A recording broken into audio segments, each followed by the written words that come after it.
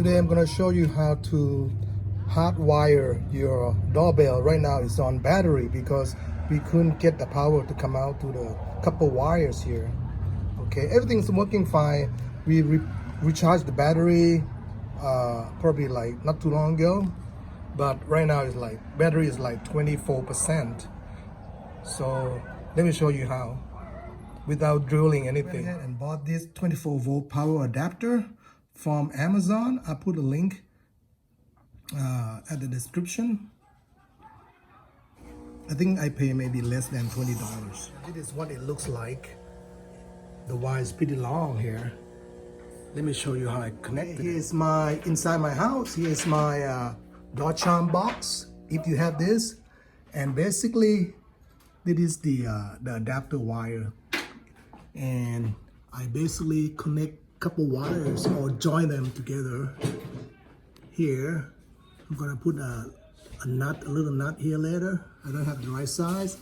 And then I also put another white wire here, join it over here. And I check the apps, Ring apps, and it changed from battery power to hot wire now. So it's great. Now, the trick is that try to make it look nice. So we're gonna go ahead and buy some, I'm gonna cut the wire shorter and then put little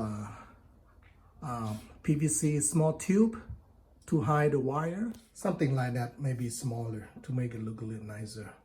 Now some people, they actually drill out from inside out. I'm inside the house here and my doorbell is outside, exterior wall. Some people can drill out from here, and I do have the power source here. If that might be cleaner, but I don't have a lot of space here and I don't want to drill out to the exterior of the condo.